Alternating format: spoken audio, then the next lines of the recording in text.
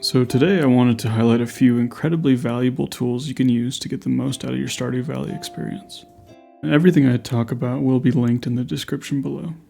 So we'll start out pretty basic and work our way up.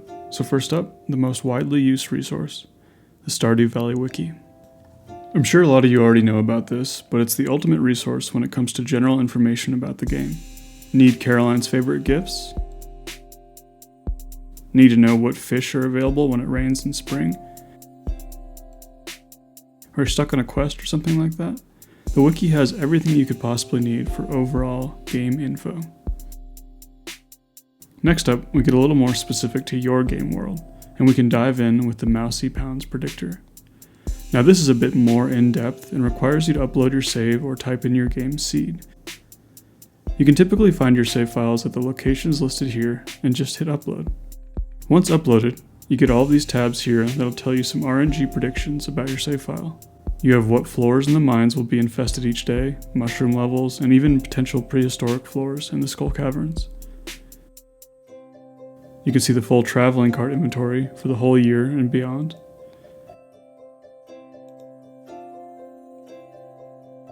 You can easily search all of Krobus's rotating stock, see the rotating shirt and wallpaper designs,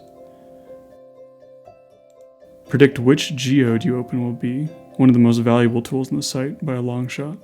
Geodes are all predetermined and do not depend on luck or anything else. You can also see what kind of special night events the year will hold, like the Strange Capsule and Crop Fairy events.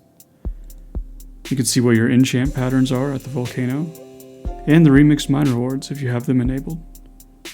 You can even see what gems you need for the Gem Bird puzzle on Ginger Island. This tool is incredibly helpful when it comes to starting a run and routing out how you want your game to go. I often look at my traveling cart specifically to see what kind of early advantages I can get with the community center. Next up is a tool also created by MouseyPounds, and that is the Stardew Checkup. Just like the last tool, this one requires your save file to function properly. This tool is amazing for finally finishing up the 100% perfection goal in the end of Stardew Valley. After you upload your save file, you're going to be flooded with a block of information that may seem a bit overwhelming at first, but it's broken down quite nicely and generally spoiler-free if you don't want to see too much information. As you scroll down, you'll see all of these tasks you've completed and still need to finish off. If you see a category you will need more info on, just hit Show Details and you will see all the data you need to get back on track. And next up is the Stardew Planner. This is a great site that allows you to design your farm to the fullest extent before having to do it all in-game.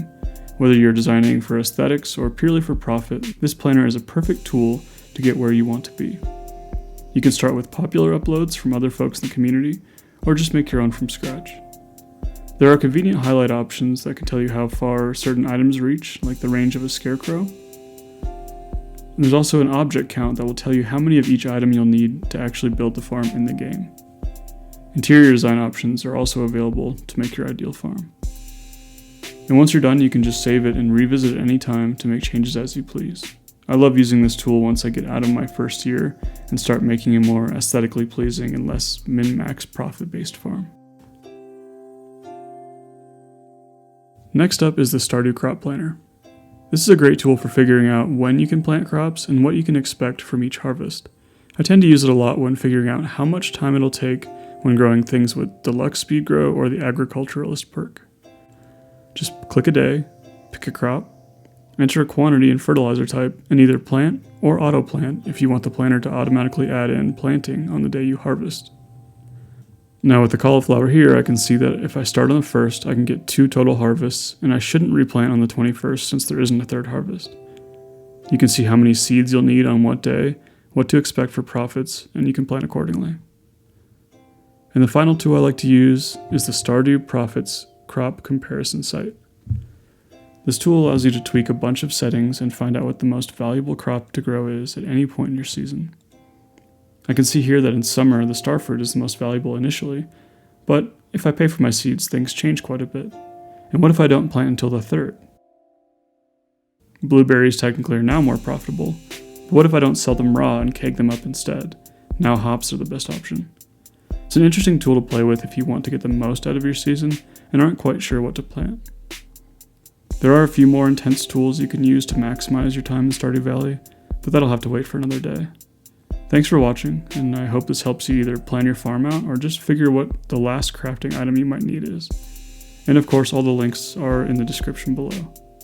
Please comment if you found this useful and subscribe if you've enjoyed my videos. Thank you.